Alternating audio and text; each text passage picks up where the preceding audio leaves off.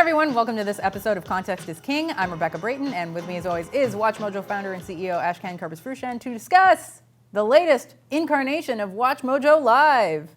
All right, take us through it. You Should Be Failing by Elon Musk. What is it?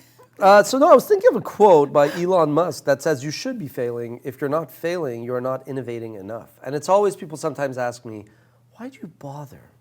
They're like, where do you get this energy? It's like nonstop, like even... That's a different question. Sure, that's a whole other, there are great psychologists out there.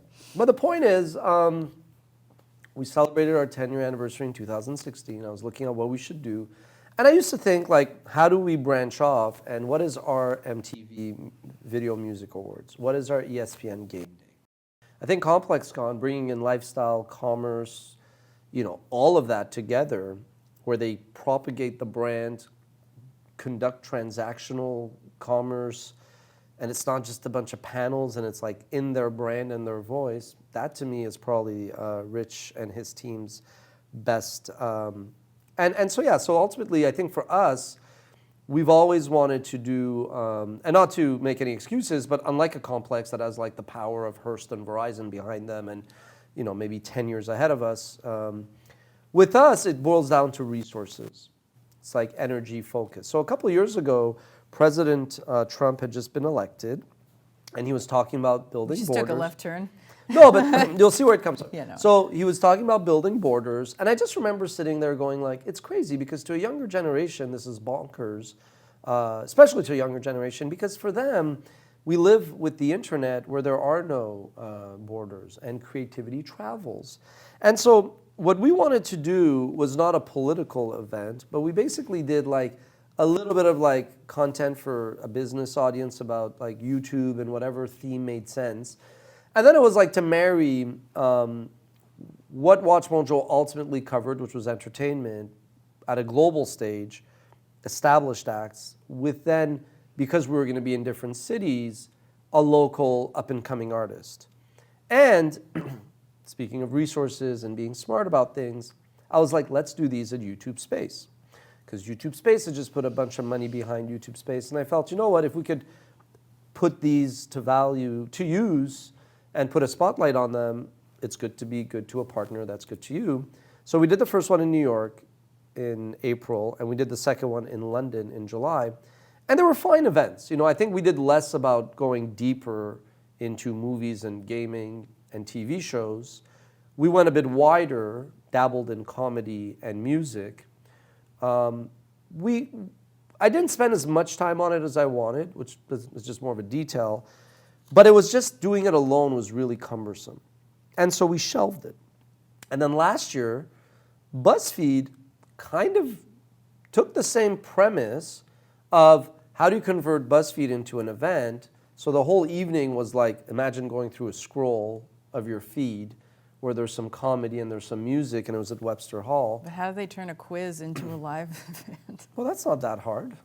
No. No, I mean a BuzzFeed Okay, quiz, BuzzFeed. not like a trivia. Anyway. And so, there was a couple articles, and they were it went exactly how you would assume it would be. And I always find it's funny when people, I'm always reminded of that In the Arena quote by Roosevelt, Teddy, which is you got to put your neck out there, you got to experiment, the Elon Musk line.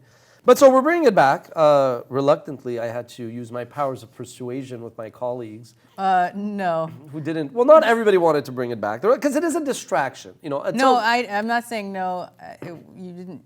It wasn't powers of persuasion. I think you used your presidential veto.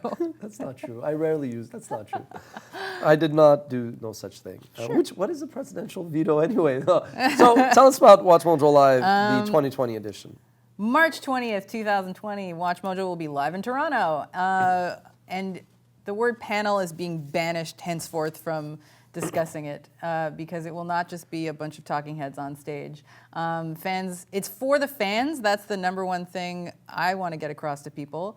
So it's not, an educational how to be a YouTuber day. And games, meeting your favorite personalities. Yeah, and I would say the other thing is discussing obviously pop culture, live ranking a list. The key thing, I feel even more so than that, is we want to be able to adapt WatchMojo into an event. So like the comedy and the musical performances don't really capture that. Those were like entertainment for other things that we had last time, which made sense then. But what we want to do is say, if we're known for ranking, if we're known for lists, can we actually fictionalize that, adapt that into a live setting, but then also not be a one-way communication? We definitely want to bring the talent with the fans and then bring that kind of community under a roof, which I think is the more exciting part because, a couple of years ago, even though we start off as like Rebecca on camera talking about something or interviewing someone, we kind of blew up, admittedly, with voiceover and clips. But then a couple of years ago to differentiate... Yeah, there was a comment the other day that I have a face for radio. So ouch, well...